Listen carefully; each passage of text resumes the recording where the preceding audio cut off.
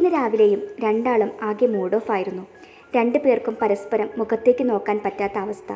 പിന്നെ വിഹാൻ വീണ്ടും സോറിയൊക്കെ പറഞ്ഞ് അവളെ ഒന്ന് ഓക്കെയാക്കിയെടുത്തു. പിന്നീട് അവർ അവിടുത്തെ കാഴ്ചകൾ കാണാനായി പുറത്തേക്ക് പോയി. നിൽദ്വീപും ഹാവ്ലോക്ക് ദ്വീപും മായാബന്ദറും ഇരുവർക്കും വ്യത്യസ്ത അനുഭവം പകർന്നു നൽകി. ആ ദിവസങ്ങളിൽ ഇരുവർക്കുമിടയിൽ ചെറിയൊരു അകലമുണ്ടായിരുന്നുവെങ്കിലും ദിഗ്ലിപൂരിലെ ഗ്രാമീണ അനുഭവങ്ങളും അവിടുത്തെ പ്രാദേശിക വിഭവങ്ങളും സാംസ്കാരിക വൈവിധ്യങ്ങളും അണ്ടർ വാട്ടർ ഡൈവിങ്ങും ഒക്കെ ആയപ്പോൾ രണ്ടുപേരും വീണ്ടും പഴയതുപോലെയായി.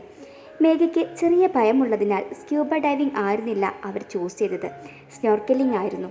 പിന്നീട് നെൽവയലിലൂടെയും ഓറഞ്ച് തോട്ടത്തിലൂടെയും ഇരുവരും ഒരുമിച്ച് നടക്കുമ്പോൾ രണ്ടുപേരുടെയും കൈകൾ തൊട്ടുരുമിക്കൊണ്ടിരുന്നു. തൊട്ടടുത്ത നിമിഷം വിഹാൻ ഒന്നും അറിയാത്ത പോലെ അവളുടെ കയ്യിൽ കോർത്തു പിടിച്ച് നടക്കുമ്പോൾ മേഘ അവൻ്റെ മുഖത്തേക്ക് ഉറ്റുനോക്കി. അപ്പോഴും അവൻ എങ്ങോട്ടോ മിഴികൾ നട്ട് അത് കണ്ടില്ലെന്ന് നടിച്ചു. അവിടുത്തെ പ്രശസ്തമായ ക്ഷേത്രങ്ങളും സന്ദർശിച്ചിട്ടാണ് ഇരുവരും അവിടുന്ന് മടങ്ങിയത്. 15 ദിവസത്തിന് ശേഷം ഇരുവരും നാട്ടിലേക്ക് മടങ്ങി. നാട്ടിൽ വന്ന ശേഷം മേഘയും വിഹാനും പുതിയ പ്രൊജക്റ്റിൻ്റെ തിരക്കിലായിരുന്നു. വിഹാൻ്റെ ഡ്രീം പ്രൊജക്റ്റായിരുന്നു. എന്ത് വില കൊടുത്തും ഈ പ്രൊജക്റ്റ് SM ഗ്രൂപ്പ് നേടുമെന്നത് അവൻ്റെ വാശിയായിരുന്നു. പിന്നീടുള്ള ഒരു മാസക്കാലം അവർക്ക് മറ്റൊന്ന് ചിന്തിക്കാൻ സമയമോ അവസരമോ ഉണ്ടായിരുന്നില്ല. രാപ്പകൽ ഇരുവരും അതിനുവേണ്ടി പ്രയത്നിച്ചു. ഏറെ വൈകിയാൽ ഓഫീസിൽ തന്നെ ഉറങ്ങി നേരം വെളുപ്പിച്ച ദിവസങ്ങളുമുണ്ട്. അങ്ങനെ അവസാനം പ്രസൻറ്റേഷനൊക്കെയും കഴിഞ്ഞ് പ്രൊജക്റ്റ് അവർക്ക് തന്നെ കിട്ടിയപ്പോൾ വിഹാൻ പരിസരം മറന്ന് അവളെ ഇറുകെ പുണർന്നിരുന്നു. പിന്നീട് ഓഫീസിൽ നിന്നും വീട്ടിലേക്ക് മടങ്ങുമ്പോൾ വിഹാൻ ചോദിച്ചു, മേഘ, ഞാൻ തനിക്കൊരു ഗിഫ്റ്റ് തന്നാൽ സ്വീകരിക്കുമോ? ഗിഫ്റ്റോ? എനിക്കോ? എന്തിന്? ദേ, തൻ്റെ ഈ മനോഭാവം കൊണ്ടാണ് ഞാൻ ഗിഫ്റ്റ് തന്നോട്ടെ എന്ന് ചോദിച്ചത് തരാമെന്ന് കരുതിയത്. പറ, തനിക്ക് എന്താ വേണ്ടത്? എന്ത് വേണേലും പറയാം. എന്ത് വേണേലും പറയാൻ പറ്റുമോ? പറയാം. തൻ്റെ എന്താഗ്രഹവും ഞാൻ സാധിച്ചു തരും. അന്നേരം അവൾ മനസ്സിൽ ആഗ്രഹിച്ചത് എന്നോടൊന്ന് ഇഷ്ടമാണെന്ന് പറയുമോ എന്നാണ്. തനിക്ക് കോൺട്രാക്ട് വൈഫ് എന്ന പോസ്റ്റിൽ നിന്നും പെർമനൻറ്റ് വൈഫ് എന്ന പോസ്റ്റിലേക്ക് മാറണം എന്നൊരു തോന്നൽ. അതായിരുന്നു അവളുടെ ഏറ്റവും വലിയ ആഗ്രഹം. എടോ, താൻ എന്തായി ചിന്തിക്കുന്നത്? അതിന് ഇത്രയും ചിന്തിക്കണോ? പറ. ഡയമണ്ട് നെക്ലസ്, അല്ലെങ്കിൽ താൻ സ്വന്തമാക്കാൻ ആഗ്രഹിക്കുന്ന ഏതെങ്കിലും വില കൂടിയ ഫോൺ, അല്ലെങ്കിൽ റീൽസ് വീഡിയോ ഷൂട്ട് ചെയ്യാൻ ഏതെങ്കിലും കോസ്റ്റ്ലി ക്യാമറ. അവൻ പറഞ്ഞത് കേട്ടതും അവൾക്ക് ചിരിയാണ് വന്നത്. എനിക്കിതൊന്നും വേണ്ട. എനിക്ക് ആ കാണുന്ന തട്ടുകടയിൽ നിന്നും വയറു നിറയെ പാനിപ്പൂരി വാങ്ങിച്ചു തന്നാൽ മതി. ഇത്രയൊക്കെ ഉള്ളോ തനിക്ക് ആഗ്രഹങ്ങൾ? ആഗ്രഹങ്ങളൊക്കെയുമുണ്ട്. അത് കണ്ണേട്ടനെ കൊണ്ട് സാധിച്ചു തരാൻ പറ്റുമോ എന്നറിയില്ല. അതെന്താ അങ്ങനെ ഒരു ആഗ്രഹം? എന്തായാലും താൻ വാ എന്നും പറഞ്ഞ് അവനെ വണ്ടി ഒരു ഭാഗത്ത് ഒതുക്കി വെച്ച് പുറത്തിറങ്ങി. പിന്നാലെ അവളും ഇറങ്ങി. അങ്ങനെ ഇരുവരും ഒരുമിച്ച് പാനിപ്പൂരി കഴിക്കുന്നതിനിടയിലാണ് വിഹാന് ഒരു കോൾ വരുന്നത്. അവിടെ റേഞ്ച് കുറവായതിനാൽ വിഹാൻ ഇത്തിരി മാറി നിന്ന് സംസാരിക്കാൻ തുടങ്ങി. അന്നേരമാണ് 4-5 ബൈക്കിലായി ഗുണ്ടകളെപ്പോലെ തോന്നിപ്പിക്കുന്ന കുറച്ച് ചെറുപ്പക്കാർ വന്ന് പാനിപ്പൂരി ഓർഡർ ചെയ്യുന്നത്. തൊട്ടടുത്ത് നിന്ന് ആസ്വദിച്ച് കഴിച്ചുകൊണ്ടിരിക്കുന്ന മേഘയിൽ അവരുടെ കണ്ണുകൾ ഉടക്കി. അവരുടെ ചൂന്നുള്ള നോട്ടം കണ്ട് മേഘയ്ക്ക് പെരുത്തു കയറി. എങ്കിലും അവൾ അവരെ ശ്രദ്ധിക്കാതെ കഴിപ്പ് തുടർന്നു. അതിലൊരുത്തൻ അവളുടെ അരികിൽ വന്ന് അവളുടെ പ്ലേറ്റിൽ നിന്നും ഒരെണ്ണം എടുത്ത് കഴിച്ചതും മേഘ അവനെ ദഹിപ്പിച്ച് നോക്കിക്കൊണ്ട് ചോദിച്ചു, എന്താടോ, തനിക്ക് മാനേഴ്സ് എന്ന് പറയുന്ന ഒന്നില്ലേ? വല്ലവരുടെയും പ്ലേറ്റിൽ നിന്ന് കൈയിടാൻ തനിക്ക് നാണയില്ലേ, ഇഡിയറ്റ് എന്നും പറഞ്ഞ് അവൾ കഴിപ്പ് നിർത്തി അവിടെ ഉണ്ടായിരുന്ന വേസ്റ്റ് ബിന്നിൽ പ്ലേറ്റ് കൊണ്ടിട്ടു. ഞാനൊരെണ്ണം എടുത്തതിനാണോ മോൾ ഇങ്ങനെ ചൂടാവുന്നത്? മോൾക്ക് എത്ര വേണേലും ഞാൻ വാങ്ങിച്ചു തരാലോ, വാ എന്നും പറഞ്ഞ് അവളുടെ കയ്യിൽ കയറി പിടിച്ചതും അവൾ അവൻ്റെ കർണം പുകച്ചൊന്ന് കൊടുത്തു. ഡി, നീ എന്നെ തല്ലിയല്ലേ? നിന്നെ ഞാൻ എന്നും പറഞ്ഞ് അവളുടെ മുടിക്കുത്തിൽ പിടിച്ച് അവളുടെ മുഖത്തിന് നേരെ വല്ലാത്ത ഭാവത്തിൽ അവൻ മുഖനടിപ്പിച്ചതും മേഘ ചെറുതായൊന്ന് പതറി. ഡാ, വിടടാ പട്ടി എന്നും പറഞ്ഞ് അവൾ കുതറി മാറാൻ നോക്കി. അന്നേരം അവന് അവശലം ചിരിയോടെ അവളുടെ ചുണ്ടിലേക്ക് വല്ലാത്ത ഭാവത്തിലൊന്ന് നോക്കിയതേ ഉള്ളൂ. തൊട്ടടുത്ത നിമിഷം അവൻ വായുവിലൂടെ ഉയർന്നു പൊങ്ങി തൊട്ടടുത്തുള്ള മരത്തിൽ ചെന്നിടിച്ചു. മേഘ തല ഉയർത്തി നോക്കിയതും മുന്നിൽ വലിഞ്ഞു മുറുങ്ങിയ മുഖവുമായി വിഹാൻ നിൽക്കുന്നു. അന്നേരം ബാക്കിയുള്ളവരൊക്കെ അവന് തീരെ പാഞ്ഞെടുക്കുന്നത് കണ്ടതും വിഹാൻ വണ്ടിയുടെ ലോക്ക് എടുത്ത് മേഘയുടെ വണ്ടിയിൽ കയറി ഇരിക്കാൻ പറഞ്ഞുവെങ്കിലും അവൾ കൂട്ടാക്കിയില്ല.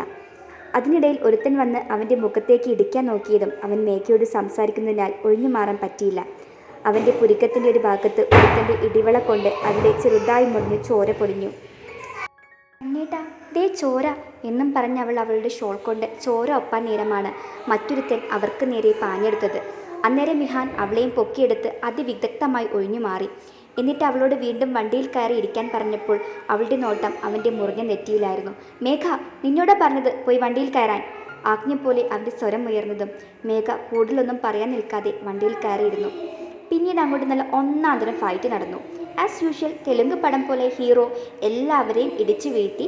പിന്നീട് സ്ലോ മോഷനിൽ നടന്ന തട്ടുകടക്കാരിൽ നിന്നും ഒരു സോഡ ലൈം കുടിക്കാൻ നേരമാണ് വീടിടത്തു നിന്നും ഒരുത്തൻ എഴുന്നേറ്റ് അവരുടെ വണ്ടിയിൽ നിന്നും ഇരുമ്പ് വടിയും എടുത്ത് വിഹാന് നേരെ അടുക്കുന്നത്. വിഹാൻ അത് കണ്ടില്ലായിരുന്നു. ഇത് ശ്രദ്ധിച്ച മേഘ എന്ത് ചെയ്യണമെന്നറിയാതെ കുഴങ്ങി. എങ്കിലും കൂടുതൽ നേരം ചിന്തിച്ചു നിൽക്കാതെ അവൾ വണ്ടിയിൽ നിന്നും ഇറങ്ങിയോടി. വിഹാനെ പിടിച്ചു മാറ്റിയതും ആ ഇടി അവളുടെ തലയിലേക്ക് കൊണ്ട് രക്തം വാർന്നൊലിച്ചു. അവൾ തളർന്നു വീഴാറായതും വിഹാൻ അവളെ താങ്ങി പിടിച്ചിരുന്നു. അവളുടെ കണ്ണുകൾ പാതി അടഞ്ഞിരുന്നപ്പോഴും അവളുടെ കൈവിരലുകൾ അവൻ്റെ ആ കുഞ്ഞു മുറിവിനെ തലോടുന്നുണ്ടായിരുന്നു. വൈകാതെ അവളുടെ കണ്ണുകൾ പൂർണ്ണമായും അടഞ്ഞു പോയിരുന്നു. വിഹാൻ അവളെ ഒരുപാട് വിളിച്ചു നോക്കിയെങ്കിലും പ്രതികരണമൊന്നുമില്ലായിരുന്നു. തലയിൽ നിന്നും നിർത്താതെ ബ്ലഡ് പോകുന്നത് കണ്ടതും വിഹാൻ അവളുടെ ഷോളെടുത്ത് മുറുക്കെ തലയിൽ കെട്ടി. പിന്നീട് അവളെയും കൂടിയെടുത്ത് SM ഹോസ്പിറ്റൽ ലക്ഷ്യം വെച്ച് കുതിച്ചു പാഞ്ഞു. വിഹാൻ നിരഞ്ജനെ വിളിച്ച് കാര്യം പറഞ്ഞിരുന്നു. അതിനാൽ വിഹാന്റെ വണ്ടി ഹോസ്പിറ്റൽ പരിസരത്ത് എത്തുമ്പോഴേക്കും നിരഞ്ജൻ സ്ട്രക്ചറും ബാക്കി സൗകര്യങ്ങളുമായി മുറ്റത്ത് തന്നെ ഉണ്ടായിരുന്നു.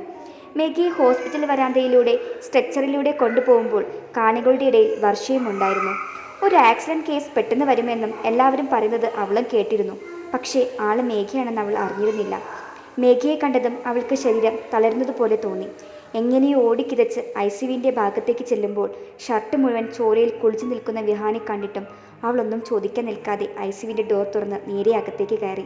തലക്കേറ്റ ക്ഷതമായതിനാൽ നിരഞ്ജൻ തന്നെയാണ് കേസ് കൈകാര്യം ചെയ്തിരുന്നത്. മുഖമാകെ ചോരയിൽ കുളിച്ചു നിൽക്കുന്ന മേഘയുടെ മുറിവിൽ നിന്നും അപ്പോഴും നിർത്താതെ രക്തം വരുന്നുണ്ടായിരുന്നു. മറ്റെന്തും അവൾ സഹിക്കുമായിരുന്നു. മേഘയെ ഉറുമ്പ് കടിച്ചാൽ പോലും സഹിക്കാൻ പറ്റാത്ത വർഷ അത് കണ്ട് ബോധം മറഞ്ഞ് അവിടെ വീണു. എന്തോ വീഴുന്ന ശബ്ദം കേട്ട് നിരഞ്ജൻ തിരിഞ്ഞു നോക്കുമ്പോൾ കാണുന്നത് തറയിൽ വീണ് കിടക്കുന്ന വർഷയെ. വർഷയ്ക്ക് വേണ്ട ചികിത്സ നൽകാൻ അവൻ ആരെയൊക്കെയോ വിളിച്ചു പറഞ്ഞു. മേഘയിലേക്ക് ശ്രദ്ധ തിരിച്ചു. അത്യാവശ്യം നല്ലതുപോലെ ബ്ലഡ് പോയതിനാൽ പെട്ടെന്ന് തന്നെ ബ്ലഡ് ആവശ്യമായി വന്നിരുന്നു. B- എന്ന റെയർ ഗ്രൂപ്പ് ആയതിനാൽ ബ്ലഡ് അറേഞ്ച് ചെയ്യാൻ ബുദ്ധിമുട്ടുമെന്നറിഞ്ഞ നിരഞ്ജൻ ICUവിൽ നിന്നും പുറത്തിറങ്ങി. വിഹാൻ നിരഞ്ജനെ കണ്ടതും ഓടി വന്നു കാര്യങ്ങൾ തിരക്കി. അച്ചു, അവൾക്ക് എങ്ങനെയുണ്ട്? കുഴപ്പമൊന്നുമില്ലല്ലോ അല്ലേ? കണ്ണാ, പേടിക്കാനൊന്നുമില്ല. പക്ഷേ അർജൻറ്റായി നമുക്ക് കുറച്ച് ബ്ലഡ് അറേഞ്ച് ചെയ്യണം. ബട്ട് അവളുടെ ബ്ലഡ് ഗ്രൂപ്പ് റെയറാണ്. എത്രയും പെട്ടെന്ന് നമുക്ക് ബ്ലഡ് അറേഞ്ച് ചെയ്തേ പറ്റൂ. അത് കേട്ടതും വിഹാൻ ആകെ തളർന്നു പോകുന്നത് പോലെ തോന്നി. അച്ചു, എനിക്ക് അവളെ തിരിച്ചു വേണം. എനിക്ക് അവളില്ലാതെ പറ്റില്ലടാ. എന്നെ രക്ഷിക്കാൻ വേണ്ടി എനിക്ക് അവളില്ലാതെ പറ്റില്ല. ഞാൻ എന്താ ഇപ്പോൾ ചെയ്യേണ്ടത്? പറയടാ. അതും പറഞ്ഞ് അവൻ മുഷ്ടി ചുരുട്ടി ചുവരിൽ ഇടിച്ചു. ആദ്യം വളരെ ആത്മനിയന്ത്രണത്തോടെ സംസാരിച്ച വിഹാൻ പിന്നീട് പ്രകോപിതനായി മാറുകയായിരുന്നു. വിവരങ്ങൾ അറിഞ്ഞ് മേഘയുടെ അച്ഛനും അമ്മയും വർഷയുടെ അച്ഛനും അമ്മയും ശങ്കർ മഹാദേവനും രേഖയും എല്ലാവരും എത്തിയിരുന്നു. ബ്ലഡിൻ്റെ കാര്യം പറഞ്ഞപ്പോഴാണ് വർഷയുടെ അച്ഛൻ പറയുന്നത് മക്കൾ 2 പേരുടെയും ഒരേ ബ്ലഡ് ഗ്രൂപ്പാണെന്ന്. അന്നേരം നിരഞ്ജൻ വർഷയിൽ നിന്നും ബ്ലഡ് എടുക്കാനുള്ള എല്ലാ സജ്ജീകരണങ്ങളുമായി വർഷ കിടക്കുന്ന കാഷ്വാലിറ്റി മുറിയിലേക്ക് ചെന്നു. ഒന്നും അറിയാതെ മയങ്ങുന്നവളെ മേഘയ്ക്ക് ബ്ലഡ് എടുക്കാൻ വേണ്ടി കൊണ്ടുപോകാൻ നേരമാണ് ഡോക്ടർ മാധുരി അങ്ങോട്ട് വരുന്നത്. ഡോക്ടർ, ഒരു നിമിഷം ഒന്ന് നിൽക്കൂ. എന്താ മാധുരി? അത് പിന്നെ പ്രഗ്നൻസി ടൈമിൽ ബ്ലഡ് ഡൊണേഷൻ അലൗഡ് അല്ലല്ലോ. അത് കുട്ടിക്കും അമ്മയ്ക്കും ഭാവിയിൽ ബുദ്ധിമുട്ടുണ്ടാക്കും. അത് ഡോക്ടർക്ക് അറിയാവുന്ന കാര്യമാണല്ലോ. ഡെലിവറി കഴിഞ്ഞ് കുഞ്ഞിന് 9 മാസം കഴിയാതെ ബ്ലഡ് ഡൊണേഷൻ സാധ്യമല്ല. ഗൈനക് ഡോക്ടർ മാധുരി പറഞ്ഞ കാര്യങ്ങൾ കേട്ടതും നിരഞ്ജൻ ആകെ ഷോക്കേറ്റ അവസ്ഥയിലായിരുന്നു. Is she pregnant? നിരഞ്ജൻ പതർച്ചയോടെ ചോദിച്ചു. Yes doctor. വർഷയെ ഇങ്ങോട്ട് കൊണ്ടുവന്നപ്പോൾ ഞാൻ ഇവിടെ ഉണ്ടായിരുന്നു. എനിക്ക് വർഷയുടെ മുഖം കണ്ടപ്പോൾ ഒരു ഡൗട്ട് തോന്നി. അങ്ങനെ ചെക്കപ്പ് ചെയ്ത് നോക്കിയപ്പോൾ കൺഫേംഡ് ആണ്. ഡോക്ടർക്ക് അറിയില്ലായിരുന്നോ? ഇല്ല, അവളൊന്നും പറഞ്ഞിരുന്നില്ല. നിരഞ്ജൻ വർഷയിലേക്ക് നോട്ടം പായിച്ചുകൊണ്ട് പറഞ്ഞു. ഒരേ നിമിഷം സന്തോഷവും ദുഃഖവും അവൻ്റെ മനസ്സിലൂടെ കടന്നുപോയി. മുന്നിലുള്ളത് 3 ജീവൻ. 3ഉം തനിക്ക് പ്രിയപ്പെട്ടതാണ്. ഒരു ഭാഗത്ത് തൻ്റെ പ്രിയപ്പെട്ടവളും കുഞ്ഞും. അതുപോലെ തനിക്ക് പ്രിയപ്പെട്ടതാണ് കണ്ണൻ. അവൻ തന്നോട് ആവശ്യപ്പെട്ടത് മേഘയുടെ ജീവനാണ്. ആരെയും വിട്ടുകൊടുക്കാൻ വയ്യ. ഇനി എന്ത് ചെയ്യും എന്നാലോചിച്ച് നിൽക്കുന്ന സമയത്താണ് പിറകിൽ നിന്നും വർഷയുടെ സ്വരം കേൾക്കുന്നത്. എനിക്ക് ഈ കുഞ്ഞിനേക്കാൾ വലുത് പൊന്നൂൻ്റെ ജീവനാ. അതുകൊണ്ട് അവൾക്ക് ബ്ലഡ് കൊടുക്കാൻ ഞാൻ തയ്യാറാണ്. വർഷയുടെ തീരുമാനത്തിന് ഒരു മാറ്റവും ഇല്ലായിരുന്നു. മേഘയ്ക്ക് ബ്ലഡ് കൊടുക്കുന്നതിനാൽ താൻ പ്രഗ്നൻ്റ് ആണെന്ന് ഇപ്പോൾ ആരും അറിയരുതെന്ന് അവൾക്ക് നിർബന്ധമായിരുന്നു. നിരഞ്ജന് അവളുടെ തീരുമാനങ്ങൾ നടപ്പിലാക്കുക എന്നത് മാത്രമേ നിവൃത്തിയുണ്ടായിരുന്നുള്ളൂ. അങ്ങനെ കറക്റ്റ് ടൈമിൽ രക്തം നൽകിയത് കൊണ്ട് മേഘ അപകടനില തരണം ചെയ്തു. നിരഞ്ജൻ്റെ പ്രൈവറ്റ് മുറിയിൽ വിശ്രമിക്കുകയായിരുന്നു വർഷ. നിരഞ്ജൻ അവളെ നിർബന്ധിപ്പിച്ച് ജ്യൂസ് കുടിപ്പിക്കുന്ന തിരക്കിലാണ്. അച്ചേട്ടാ മതി, എൻ്റെ വയറ് ഫുള്ളാ. എനിക്കിപ്പോൾ ഒരു കുഴപ്പവും ഇല്ല.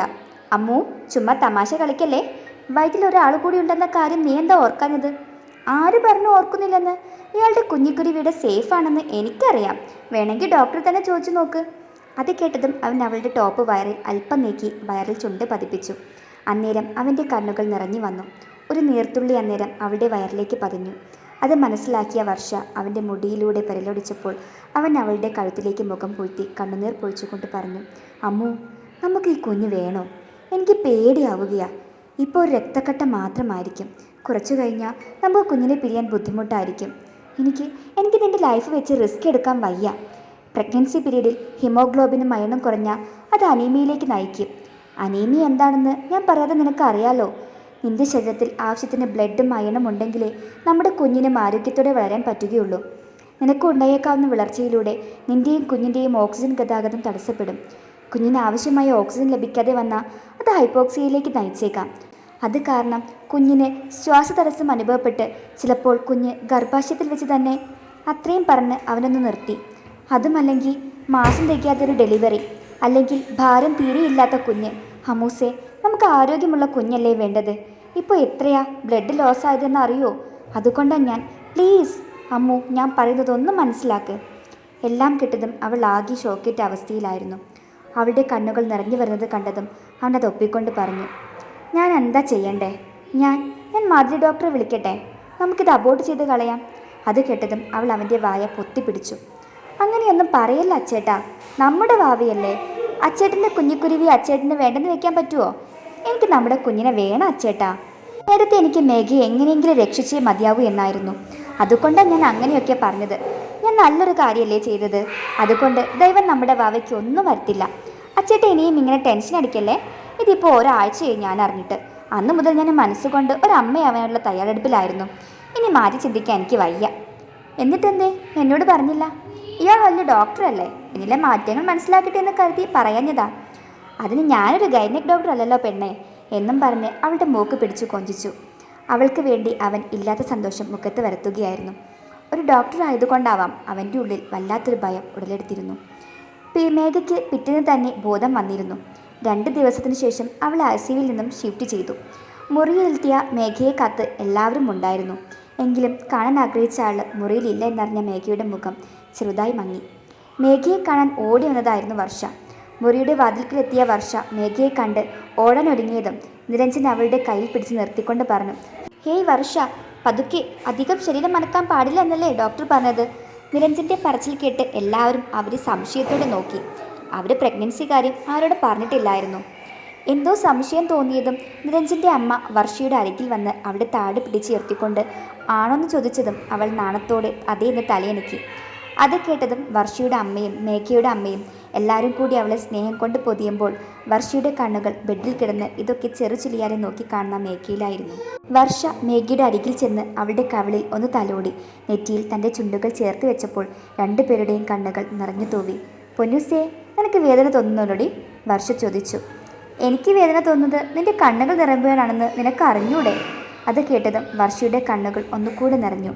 അമ്മു, ഈ സമയത്ത് ഇങ്ങനെ കരയാൻ പാടില്ലെന്ന് അറിഞ്ഞൂടെ എന്നും പറഞ്ഞ് അവളുടെ കണ്ണുനീർ അമർത്തി തുടച്ചു.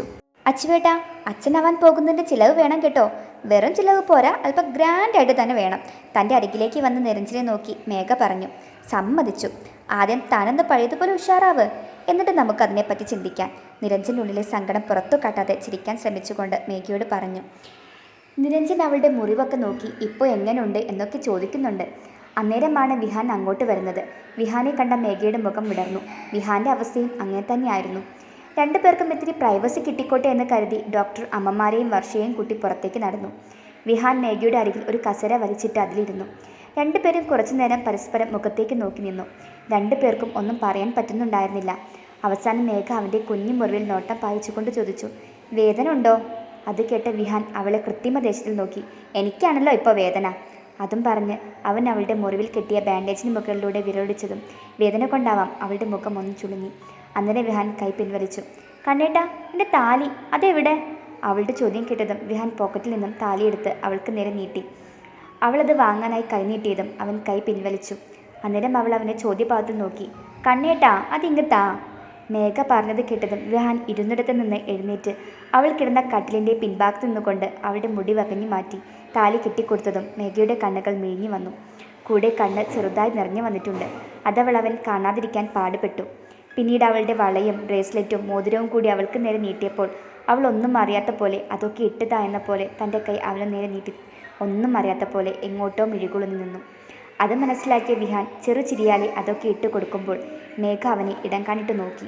അതേ, ഇയാൾ ചെറിയച്ഛനാവാൻ പോകുന്ന കാര്യം അറിഞ്ഞായിരുന്നോ? മേഘ അവൻ്റെ മുഖത്തേക്ക് ഉറ്റുനോക്കിക്കൊണ്ട് ചോദിച്ചു. അവനില്ലെന്ന് തലയണയ്ക്ക്. എന്നാ കേട്ടോ, ഡോക്ടർ നിരഞ്ജൻ ശങ്കർ ഒരു അച്ഛനാവാൻ പോകുന്നു. അമ്മ ഒരു അമ്മയും കൂടെ വിഹാൻ ശങ്കർ ചെറിയച്ഛനും ഞാൻ ഈ ഒരു ചെറിയമ്മയും. സന്തോഷം കൊണ്ട് എനിക്കിനി ഇരിക്കാൻ വയ്യ. അതേ, ഇതിപ്പോൾ 2 വർഷത്തിന് മുൻപ് നിങ്ങൾക്ക് എന്നിൽ നിന്ന് മോചനം കിട്ടുമെന്നാണ് തോന്നുന്നത്. 2 വർഷത്തിന് മുൻപേ നമ്മുടെ കോൺട്രാക്റ്റും തീരും, നമ്മൾ ഡിവോഴ്സ് ആവുകയും ചെയ്യും അല്ലേ? ഇത് കേട്ടത് വിഹാൻ അവളെ കടുപ്പിച്ച് നോക്കി. ഞാനൊരു സത്യം പറഞ്ഞതിന് കണ്ടിട്ടെന്തിനാ എന്നെ ഇങ്ങനെ നോക്കി പേടിപ്പിക്കുന്നത്? നമ്മൾ തമ്മിലുള്ള എഗ്രിമെൻ്റ് അങ്ങനെ ആയിരുന്നല്ലോ. ആ, അത് എഗ്രിമെൻ്റ് അങ്ങനെയൊക്കെ ആയിരിക്കാം, പക്ഷേ ഞാൻ നിനക്ക് ഇപ്പോഴൊന്നും ഡിവോഴ്സ് തരില്ല. ചിലപ്പോൾ ഡിവോഴ്സ് തന്നു തന്നെ വരുന്നില്ല. നീ കൊണ്ടുപോയി കേസ് കൊടുക്ക്. അവൾക്ക് ഡിവോഴ്സ് വേണം പോലും, ഡിവോഴ്സ്. അതെങ്ങനെ ശരിയാവും? മേഘ ഉള്ളിലെ സന്തോഷം പുറത്ത് കാട്ടാതെ പറഞ്ഞു. അതൊക്കെ ശരിയായിക്കോളും. അല്ല, നീ എന്തിനാ എനിക്ക് കിട്ടേണ്ട അടി ഇരു കൈ നീട്ടി സ്വീകരിച്ചത്? അതിൻ്റെ മാത്രം നീ എൻ്റെ ആരാ? അത് പിന്നെ പറ. വിഹാൻ ഉള്ളിലൂറിയ ചിരി മറച്ചു പിടിച്ചുകൊണ്ട് ചോദിച്ചു. ഞാൻ നിങ്ങളുടെ കോൺട്രാക്ട് വൈഫ്, അതറിയില്ല നിങ്ങൾക്ക്? അത് കേട്ടതും അവന് പെരുത്ത് കയറി മുഷ്ടി ചുരുട്ടി പിടിച്ചുകൊണ്ട്. വെറും കോൺട്രാക്ട് വൈഫായ നീ ഈ കോൺട്രാക്ട് ഹസ്ബൻഡിനെ ജീവൻ പണയം വെച്ച് രക്ഷിക്കേണ്ട വല്ല ആവശ്യം ഉണ്ടായിരുന്നോ? അത് ഞാൻ അന്നേരം മറ്റൊന്നും ഓർത്തില്ല. അല്ലെങ്കിൽ നിങ്ങൾ എനിക്ക് വേണ്ടിയാണല്ലോ അടി ഉണ്ടാക്കിയത്. അപ്പോൾ നിങ്ങളെ രക്ഷിക്കേണ്ടത് എൻ്റെ ഉത്തരവാദിത്തമാണല്ലോ. അതുകൊണ്ട് നിങ്ങളെ തള്ളി മാറ്റാൻ ഓടി വന്നതാ. പക്ഷെ ആ ഇടി എനിക്ക് കിട്ടുമെന്ന് കരുതിയില്ല. ഓഹോ, അങ്ങനെയാണോ? എങ്കിൽ അവിടെ നിന്ന് ഇറങ്ങി വരുന്ന സമയം കൊണ്ട് ഒന്ന് ഉറക്കെ വിളിച്ച് പറഞ്ഞാൽ പോരായിരുന്നോ? ഞാൻ മാറി നിന്നേനെയല്ലോ. ശരിയാണല്ലോ, ഞാൻ എന്താ അങ്ങനെ ചെയ്യാത്തത്? ഞാൻ എന്തൊരു മണ്ടിയാലേ. ചുമ്മാ കുറേ ബ്ലഡ് വേസ്റ്റായി. അവളുടെ പറച്ചിൽ കേട്ട് വിഹാനെ പെരുത്ത് കയറി. എന്ത് വന്നാലും ഉള്ളിലെ ഇഷ്ടം അവൾ തുറന്നു പറയില്ല എന്ന പോലുള്ള അവളുടെ ആ മനോഭാവം കണ്ട് അവന് ദേഷ്യം വന്നു. അവളിപ്പോൾ പറഞ്ഞതുപോലെ ഒന്നും അല്ലായിരുന്നു. തന്നോടുള്ള ഇഷ്ടം അവളുടെ കണ്ണുകളിൽ അന്നേരം കണ്ടിരുന്നതാ. തലയ്ക്ക് അടിയേറ്റ് വീണപ്പോഴും അവൾ നോക്കിയത് തൻ്റെ നെറ്റിയിലെ മുറിവിലേക്കാണ്. എന്നിട്ടും തീപ്പെട്ടിക്കൊള്ളിക്ക് സമ്മതിച്ചു തരാൻ മടി വിഹാൻ ചിന്തിക്കുകയാണ്. അതേ, ശരിക്കും എനിക്ക് എപ്പോൾ ഡിവോഴ്സ് തരും? അതറിഞ്ഞിരുന്നാൽ എനിക്ക് പുതിയൊരു ലൈൻ സെറ്റാക്കായിരുന്നു. ഇനി ഒറ്റയ്ക്ക് നടക്കാൻ എനിക്ക് പേടിയാ. അവന്മാർ വീണ്ടും എന്നെ ഉപദ്രവിച്ചാലോ? അവന് ഡിവോഴ്സിൻ്റെ കാര്യം ചോദിക്കുമ്പോൾ ദേഷ്യം വരും എന്നറിയാവുന്നത് കൊണ്ട് അവനെ ദേഷ്യം പിടിപ്പിക്കാൻ വേണ്ടി അവൾ മനഃപൂർവ്വം ചോദിച്ചു. നിനക്ക് ഡിവോഴ്സ് വേണമല്ലേ? തരാം എന്നും പറഞ്ഞ് അവളുടെ മുഖത്തോട് മുഖം അടുപ്പിച്ചു. ദേഷ്യത്തിൽ അവളുടെ ചുണ്ടുകൾ കവർന്നതും മേഘയുടെ കണ്ണുകൾ മിഴിഞ്ഞു വന്നു. അവൻ തൻ്റെ ദേഷ്യവും സങ്കടവും മുഴുവൻ ആ ചുംബനത്തിലൂടെ തീർത്തുകൊണ്ടിരുന്നതും അവൾ തളർന്നു പോയിരുന്നു. ചുണ്ടിൽ നിന്ന് ചോര പൊടിഞ്ഞതും അവൻ അവളുടെ ചുണ്ടുകളെ മോചിപ്പിച്ചു. അവൾ ഇപ്പോഴും ഞെട്ടൽ വിട്ടുമാറാൻ തന്നെ നിൽപ്പുണ്ട്. നിനക്ക് ഇനിയും ഡിവോഴ്സ് വേണോ? ചുണ്ടുകൾ അമർത്തി തുളച്ചുകൊണ്ട് അവൻ ചോദിച്ചു. അവൾ വേണ്ടുന്ന തടയണക്കി. വേണമെങ്കിൽ പറ, ഇപ്പോൾ തന്നേക്കാം. അത് കേട്ടതും അവൾ തൻ്റെ ചുണ്ടുകൾ ഇരു കയ്യാലെ പൊത്തിപ്പിടിച്ചു. അത് കേട്ടതും അവൻ ചിരി ഉള്ളിലൊതുക്കിക്കൊണ്ട് വായുടെ മേലെ അമർന്ന് അവളുടെ കൈയെടുത്ത് മാറ്റി. ചുണ്ടി പറ്റിൽ പിടിച്ചിരിക്കുന്ന രക്തത്തുള്ളികൾ അവൻ്റെ തള്ളവിരല ഒപ്പിയെടുത്തു. അന്നേരം അവൻ്റെ കണ്ണുകളിൽ തന്നോടുള്ള പ്രണയം അലയടിക്കുന്നത് അവൾ കണ്ടിരുന്നു. അവൻ അവിടുന്ന് എഴുന്നേറ്റ് പോവാൻ നേരം അവൾ അവൻ്റെ കയ്യിൽ കയറി പിടിച്ചുകൊണ്ട് ചോദിച്ചു. ഇതിൻ്റെയൊക്കെ അർത്ഥം എന്താ? അതും കൂടി പറഞ്ഞിട്ട് പോ. ഇനിയും അത് മനസ്സിലായെങ്കിൽ എനിക്കൊന്നും പറയാനില്ല എന്നും പറഞ്ഞ് അവൻ വീണ്ടും നടക്കാനൊരുങ്ങി. ഡോ ചെകുത്താനെ, ഒന്ന് പറഞ്ഞിട്ട് പോ. ഡീ തീപ്പെട്ടിക്കൊള്ളി, എനിക്ക് തന്തയ്ക്ക് വിളിക്കാൻ അറിയാഞ്ഞിട്ടല്ല. പുറത്ത് നിൽക്കുന്ന ആ പാവം മനുഷ്യനെ പറ്റിയൊരു അബദ്ധമാണല്ലോ എന്ന് കരുതി ഞാനൊന്നും മിണ്ടുന്നില്ല. കണ്ണേട്ടാ, പ്ലീസ് ഒന്ന് പറഞ്ഞിട്ട് പോകുന്നേ. പറയണോ? എന്താ ഞാൻ പറയേണ്ടത്? നീ പറ. അത് പിന്നെ അത് എനിക്ക് എങ്ങനെ അറിയാനാ? ഇയാൾക്ക് എന്നോടുള്ള ഫീലിങ്സ് എന്താണെന്ന് പറഞ്ഞാൽ മതി. ശരി, പറഞ്ഞേക്കാം എന്നും പറഞ്ഞ് അവളുടെ കാതോരം മുഖം അടുപ്പിച്ചുകൊണ്ട് പറഞ്ഞു. Megha, I I I hate you. I hate you എന്നോ? അതെങ്ങനെ ശരിയാവും? മേഘ ചുണ്ടു കുറിപ്പിച്ചുകൊണ്ട് പറഞ്ഞു. എങ്കിലും എന്നാ പറയേണ്ടത് എന്ന് നീ പറഞ്ഞു തന്നെ, ഞാൻ അതുപോലെ പറഞ്ഞോളാം. എന്നെക്കൊണ്ട് ആദ്യം ഐ ലവ് യു പറയിപ്പിക്കാനുള്ള സൈക്കോളജിക്കൽ മൂവ്മെൻറ്റ് നടക്കില്ല മോനെ ചെകുത്താനേ എന്നും മനസ്സിൽ പറഞ്ഞുകൊണ്ട് അവൻ നോക്കിക്കൊണ്ട് പറഞ്ഞു. വേണ്ട, എനിക്കൊന്നും അറിയണമെന്നില്ല. ഇയാൾ പെട്ടെന്നൊന്ന് പോയേ. അവരൊക്കെ പുറത്തു നിൽപ്പുണ്ട്. ഇനിയും ഇങ്ങനെ നിന്നാ അവരൊക്കെ എന്ത് കരുതും? പോയേ. മേഘ പറഞ്ഞത് കേട്ടതും വിഹാൻ വാതിൽ തുറന്ന് പുറത്തേക്ക് നടന്നു. വാതിൽ തുറക്കുന്നതിന് മുൻപേ അവളെ ഒന്ന് പ്രണയത്തോടെ നോക്കുവാനും അവൻ മറന്നില്ല.